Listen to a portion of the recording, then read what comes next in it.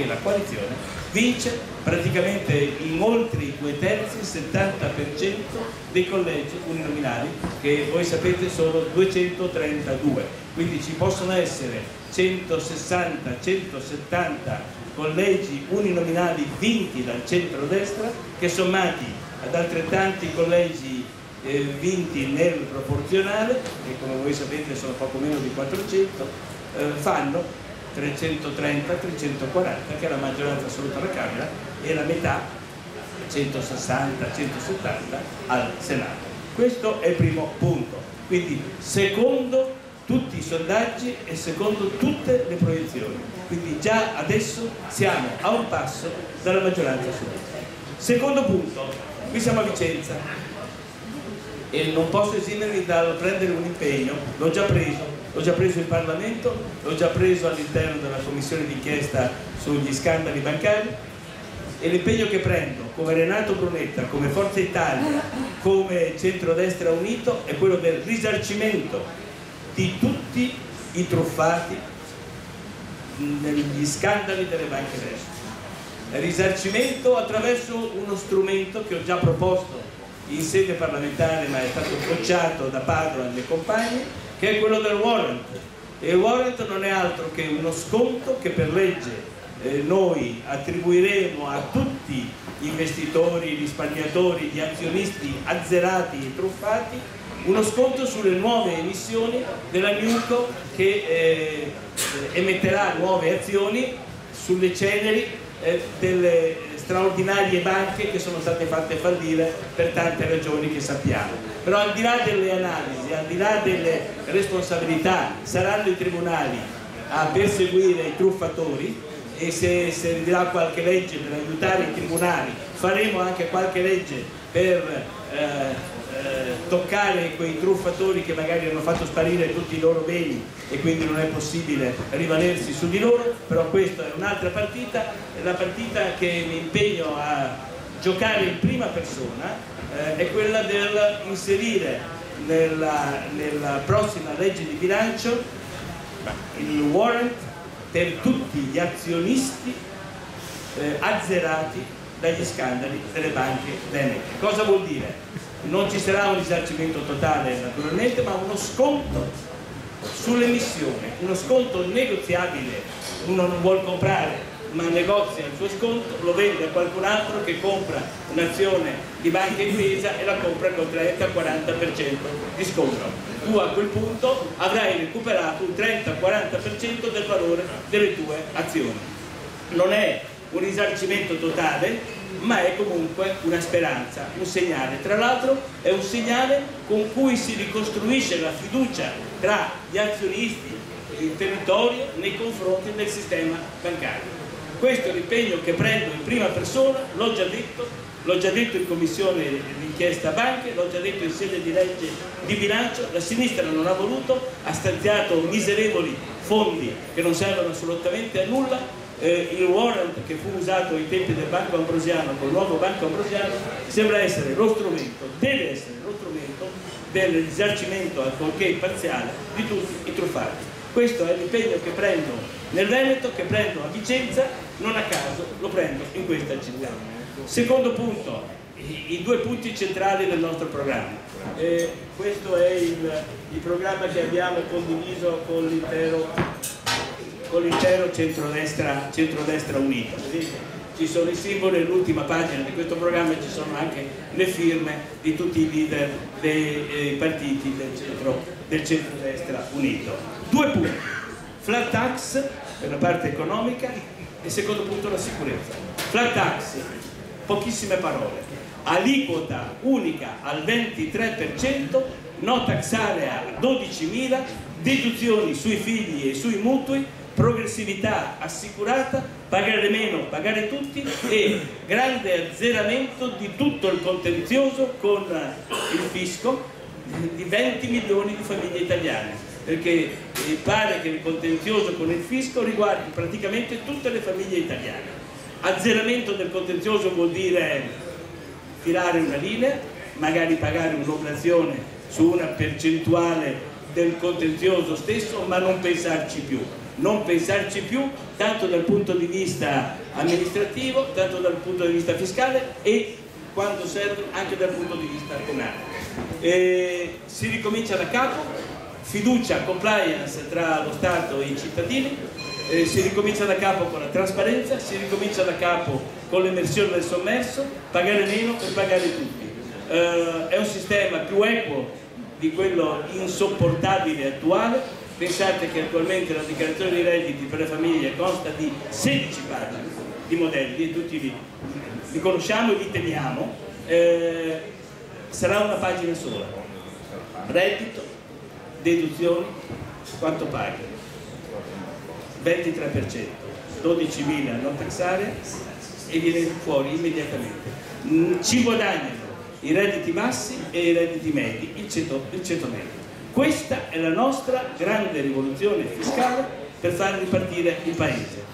È assolutamente coperta, cancella il sistema iniquo attuale che favorisce i ricchi evasori.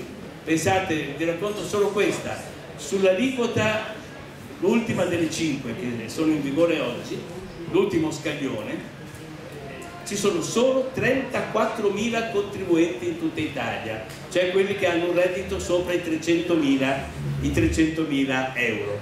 Beh, io dico, pensando a questa bellissima città, a questa bellissima provincia, forse 34.000 sono solo in questa città, in questa provincia, pensando a tutte le belle macchine che esistono in giro. Non per invidia, per carità, viva le macchine, viva le banche, viva le ville, viva tutto, perché si pagano le tasse. Bravo. Ovviamente, ma è possibile che ci siano in tutta Italia solo 34.000 contribuenti e con un reddito sopra i 300.000 euro? Non è possibile. Allora io dico a Renzi: tu stai proteggendo gli evasori, tu stai proteggendo chi non paga le tasse, difendendo questo sistema iniquo. Con la flat tax, pagare meno per pagare tutti, si cancella il contenzioso, le procedure sono semplici, emerge il sommerso, dagli studi che abbiamo fatto tutto sarà coperto.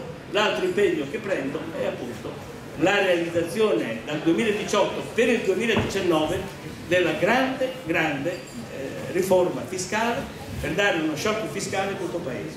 Secondo punto del programma, che consta di 10, ma il secondo punto fondamentale è la sicurezza.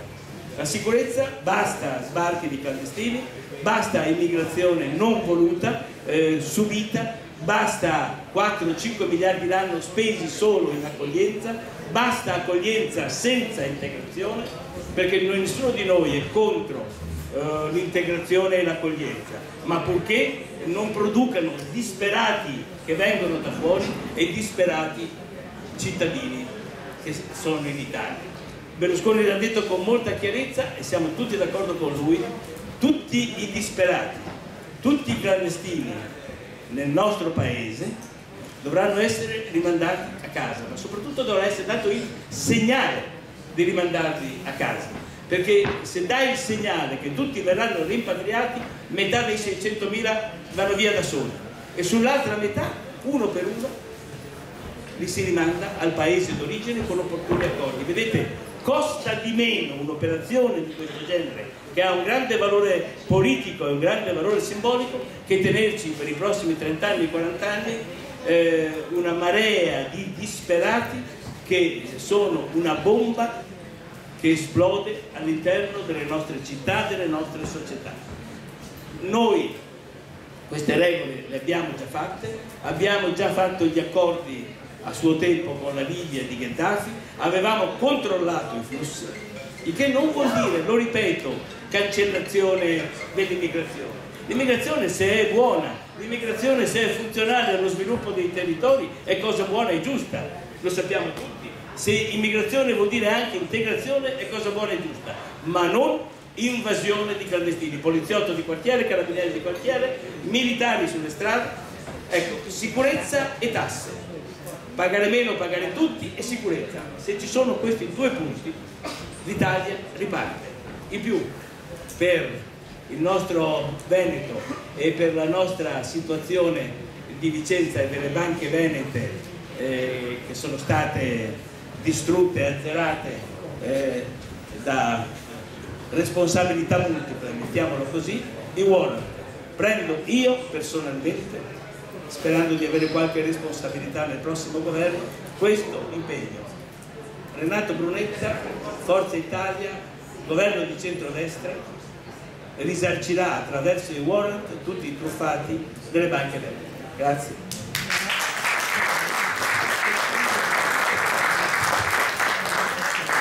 Allora, prima di lasciare la parola a voi, soprattutto se avete qualche domanda, io ci tengo anche a portare i saluti sia di Lorena Pianato, amica, candidata nel proporzionale, che purtroppo non può essere qui con noi per un infortunio e quindi sicuramente molto giustificata. Porto anche i saluti dell'assessore Donazzanne, che in questo momento è a Padova con il presidente Mattanella in rappresentanza della regione del Veneto. Lascio la parola per un saluto anche a Pier Antonio Zanettini, che tutti quanti noi conosciamo, che oggi è qui in veste di candidato al collegio uninominale della nostra città, oltre che al resto di una parte della nostra provincia, per ovviamente... Grazie Matteo, l'occasione mi è propizia perché non l'ho fatto, quindi voglio farlo oggi per un ringraziamento agli amici che sono seduti in questa parte del tavolo, a tutti coloro che mi hanno consentito anche in questa occasione di essere candidato alla Camera e in particolare mi hanno consentito di essere candidato al collegio di Vicenza. Io sono uno di quelli che ha avuto già l'esperienza nel 2001 di essere candidato in collegio uninominale e la ritengo un'esperienza bellissima, sia per la campagna elettorale che ti consente in un territorio più piccolo di conoscere meglio la realtà locale, ma soprattutto nella fase successiva, cioè di essere veramente il rappresentante di un territorio nel Parlamento. In quell'occasione ero stato il deputato nel collegio di Chiene Asiago, questa volta ho il privilegio e l'onore di essere il candidato, poi vediamo il deputato nel collegio della città, dove ho sempre lavorato, dove sono cresciuto, dove ho fatto il consigliere comunale, l'assessore e tante altre cose. Quindi innanzitutto un ringraziamento. I temi del programma non voglio dilungarmi troppo perché bene ha già detto Renato Brunetta, ma due temi mi sento di farli propri, di enfatizzarli e di riproporli. Il problema è sicurezza. Ora, cari amici, siamo stati tutti turbati da ciò che è accaduto a Macerata, un episodio bruttissimo sia sul profilo di quello che era, quello che è stata la morte tragica della ragazza, sia poi per quello che è stato il raid del cittadino del Stalino. Però vedete, io ho qui un articolo che mi ha molto colpito, che qualche giorno fa del giornale del 2 febbraio, in cui si narra la storia di un altro disperato, di questi disperati, di tal Satudai Avo. Questo signore si è reso nigeriano, si è reso protagonista prima di uno sbudellamento rispetto a un altro connazionale in Campomarzo, poi ha preso a morsi qualche giorno dopo anche un militare addetto alla sicurezza. Il giornale ci dice espulsione impossibile. Queste cose, cari amici, non devono succedere, perché poi se queste cose si riproducono nei territori si scatenano le reazioni che noi deprechiamo, che noi condanniamo, come quelle che sono accadute a Macerata. L'impegno nostro, noi tutti di questa squadra per la quale noi chiediamo il voto, è quello che rispetto a queste abnormità, personaggi, bombe sociali che girano nelle nostre città e che potremmo espellere solo dopo che hanno magari commesso un omicidio, non vanno essere più accadute. Queste persone vanno prese e riportate nel paese di origine. Altro impegno che faccio mio, insieme a quello di Renato Brunetta, sul tema delle banche venete. Lo sappiamo cosa è successo a Vicenza, sappiamo come tutte le famiglie vicentine, nel più chi meno, è stato toccato da questa dolorosissima vicenda. Come ha detto benissimo, e io lo ringrazio per l'intervento che ha fatto nella Commissione Banche Renato Brunetta in quell'occasione, quella Commissione ha dimostrato che non esistono né angeli né demoni, cioè le responsabilità sono a 360 gradi, dalla politica alta alla politica un po' più di quello che era la vigilanza. Allora, di fronte a queste responsabilità, che ripeto, sono di tutto il sistema, credo che non possono rimanere con il cerino in mano i vicini. Cioè, una forma di risarcimento deve essere trovata e l'impegno mio, da quello di Renato Brunetta, che è molto più autorevole di me, che voglio ribadire, è proprio quello che bisogna trovare una forma, quella del warrant che lui ha proposto, per ristorare tante famiglie vicentine che sono state messe in difficoltà da questa tristissima vicenda. Grazie ancora per l'ascolto.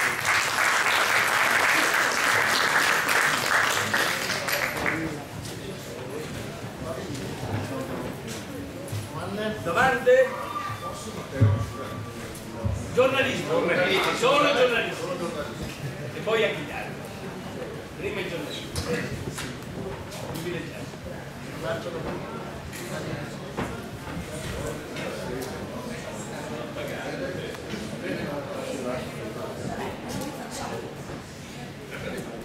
Il microfono, dai.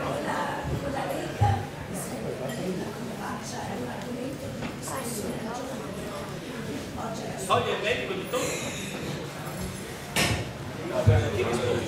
Avendo avuto io l'esperienza dei governi con la Lega dal 94, nel senso che svolgevo varie funzioni di consigliere economico, posso dire che i rapporti con la Lega sono sempre stati competitivi all'interno della coalizione, ma i governi con la Lega sono stati sempre straordinariamente efficaci ed efficienti. Basti pensare a ministri come Maroni, basti pensare a ministri della giustizia come Castelli, basti pensare a ministri delle riforme come Bossi. E io li ricordo assolutamente con grande piacere, ma con grande anche senso di serietà. I governi con loro sono stati governi efficienti. Pensiamo alla Bossi-Fini, la legge Bossi-Fini, pensiamo a Maroni, ministro degli interni, a Castelli, ministro della giustizia. E devo dire, forse con Bossi il rapporto competitivo era anche superiore a quello con Salvini, cioè Bossi era più ruvido e più competitivo, anche perché Bossi aveva in palio la secessione, se non vi siete dimenticati, che poi si è trasformata in federalismo grazie all'azione di Berlusconi. Con Salvini va tutto assolutamente bene in forma competitiva. Abbiamo sottoscritto però un programma comune, che è quello che vi ho mostrato, e quello fa fede. Vede, noi l'abbiamo sottoscritto in pochi giorni, Merkel e Schulz ci hanno messo 6 mesi per scrivere il loro programma di grande coalizione e nessuno ha detto niente. Noi abbiamo scritto questo programma, che è un programma impegnativo in 10 punti, spero che l'abbiate letto e l'abbiate visto, e siamo l'unica coalizione che ha sottoscritto un programma comune, perché la coalizione di centro-sinistra, quella di Renzi, non ha sottoscritto un programma comune. Vabbè che hanno 2 o 3 robette attorno di poco rilievo, con tutto rispetto, però non c'è un programma comune né con la Bonino, né con la sinistra, né con i Verdi, non c'è un programma comune. Il centrodestra è l'unica coalizione che ha un programma comune e quello sarà il programma di governo.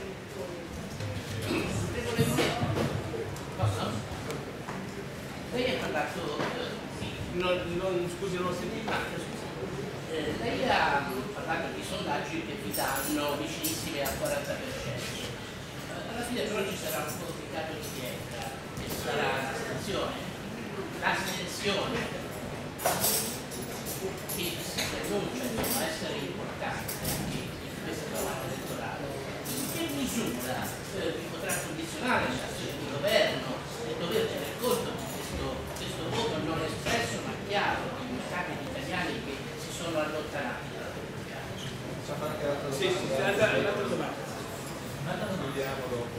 Un'altra domanda che sul tema di vaccini, che è abbastanza attuale, se ne è già parlato, però specie da questo territorio adesso è partita una richiesta del ministro della sinistra di tenere la proroga al 10 marzo per arrivare alla fine dell'anno. E l'altra domanda è: quando se il governo dovrebbe concedere la questa proroga? La seconda cosa è: no, da governo cosa farebbe? La posizione della Lega è vaccini sì, oppure no. Mi pare che la posizione costituzionale si ripete. Però per me no, da governo. Allora, sull'astensione secondo è una tendenza delle democrazie, tutte delle democrazie occidentali, ma non solo occidentali, di avere una bassa propensione al voto negli ultimi 10, 15, 20 anni. Pensiamo mediamente che negli Stati Uniti va a votare il 50% e viene considerato fisiologico il 50%.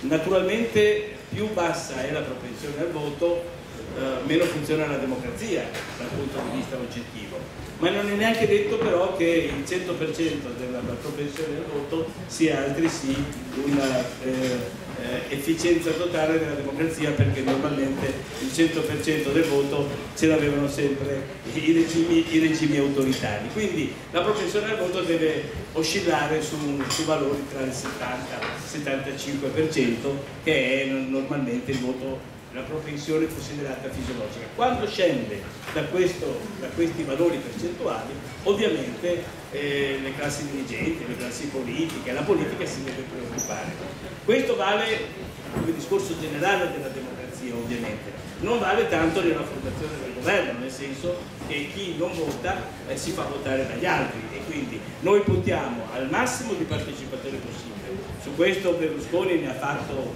addirittura quasi un'ossessione, quello di far partecipare al voto quanti più cittadini. Io ricordo solo che nell'ultimo grande competizione elettorale, chiamiamola così, ancorché referendaria, la partecipazione al voto sul referendum costituzionale è stata una partecipazione molto alta, e in questa regione la partecipazione al voto altresì sui referendum sull'autonomia, pur essendo un referendum, come dire, importantissimo ma astratto, cioè non con i candidati in palio e così via, ha mostrato una partecipazione al voto altresì molto alta, più alta di quella della Lombardia per esempio. Quindi il nostro obiettivo è di avere il massimo di partecipazione al voto, e per avere il massimo di partecipazione al voto c'è una sola risposta: governare bene e la buona politica. Per il resto poi spetta ai cittadini. Per quanto riguarda i vaccini, noi abbiamo avuto una posizione in Parlamento molto chiara, che è quella di avere l'obbligatorietà a livelli standard europei. Quello che si fa in Europa per quanto riguarda il numero dei vaccini si fa anche in Italia, perché il vaccino, come voi sapete, ha una funzione che se lo fanno tutti funziona, che se lo fa qualcuno e qualcun altro no, la funzione del gregge, chiamiamola così, non funziona.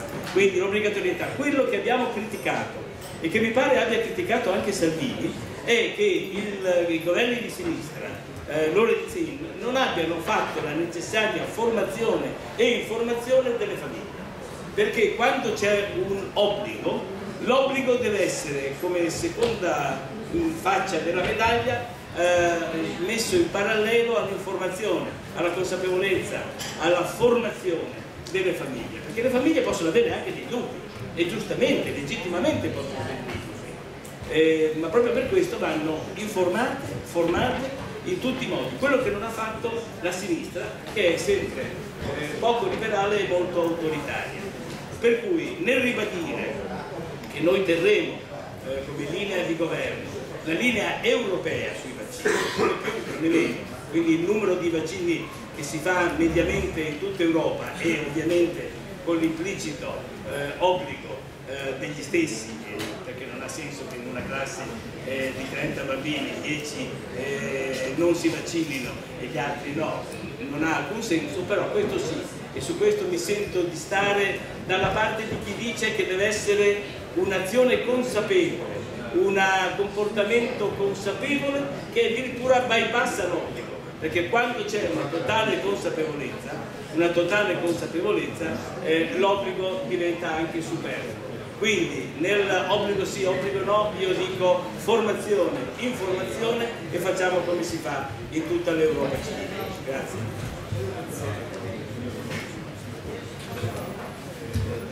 Basta? A posto. Grazie a tutti.